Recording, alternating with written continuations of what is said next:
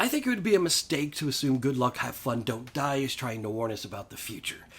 I don't think it is. I think it's making fun of the present.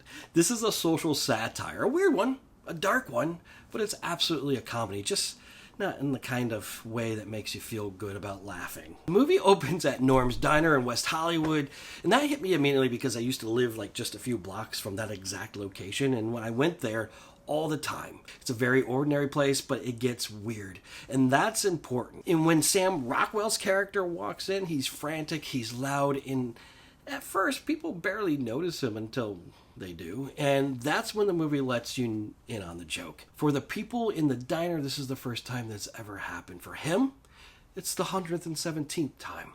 The distinction is everything. He's done this thing before, again and again. He's walked into the diner, made his pitch, caused chaos, and pulled different people into different versions of the same mission. None of them worked. So when he comes in this time, he's not discovering anyone. He already knows how the people react. He knows who panics, who tries to be brave, who annoy him, who he can't stand, who kind of enjoys messing with. He runs the scenario so many times it's basically muscle memory.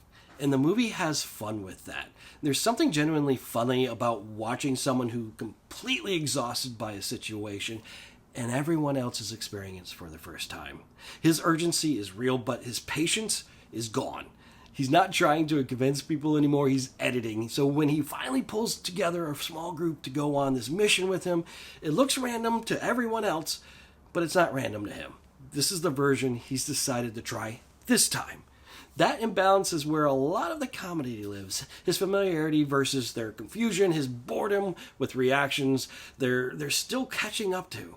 From there, the movie branches into a series of different storylines, and it doesn't follow a clean hero arc. It moves sideways in different people, different situations, same behavior, and that's what this movie keeps circling. It's not interested in technology as some big evil force. It's interested in how passive people have become, how quickly we accept systems once they stop feeling new, and how often we recognize something is wrong, acknowledge it, joke about it, and then go right back to what we were doing. There's a storyline dealing with loss that the movie treats in a intentionally casual way, not because it's heartless, but because that's the satire, and the film doesn't slow down to guide your emotions. It just treats grief like something that's happened often enough that there are already systems in place to deal with it, procedures and options, next steps. You're not being told how to feel. You're just watching how quickly something heavy becomes logistical. There's a subplot involving a substitute teacher who messes with a kid's phone, and suddenly a hive mind is triggered into like zombie chaos. And there's another involving a woman who's physically allergic to wireless signals. And so every time she's around connectivity, she starts a nosebleed. It's absurd, it's funny, and it's also saying exactly what it wants to say without spelling it out. All these people eventually come together on the same mission. Try to insert a USB drive to add restrictions, put guardrails back onto the system. It sounds simple, it sounds hopeful, and the movie treats that optimism with just enough skepticism to keep the joke intact. The artificial intelligence element is everywhere, but it's never framed like a takeover. There's no single moment where everything changes. It's already embedded and already running in the background. And that's where the satire really clicks. The humor works the same way. You laugh, and then you feel a little strange about laughing. Not because the joke fails, but because it lands too close to real behavior.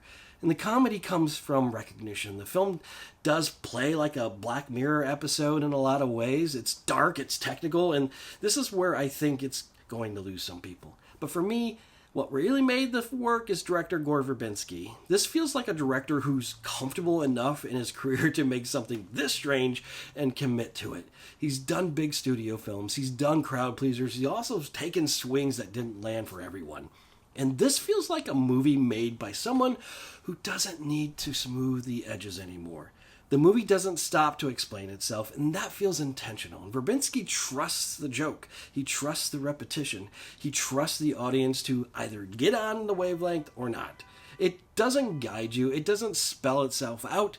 It doesn't build toward a clean payoff. And if you want clear answers or a traditional arc, this is probably going to annoy you, but it can mix to the joke, even when the joke gets uncomfortable, even when it starts to sting. For me, What worked is how confident the movie is in its weirdness. It doesn't stop to explain itself, and it trusts, and you either get on it or you don't. I didn't walk out thinking about specific scenes. I walked out thinking about how familiar the whole thing felt, how close it felt to the way we already live. And that's why this one stuck with me. But everybody complains that Hollywood doesn't try anything new with movies anymore. This movie tries. This movie tries something new. Whether you find it funny, irritating, or exhausting, probably depends on how much satire you're willing to sit with. Appreciate you going on this film journey with me. As always, be real.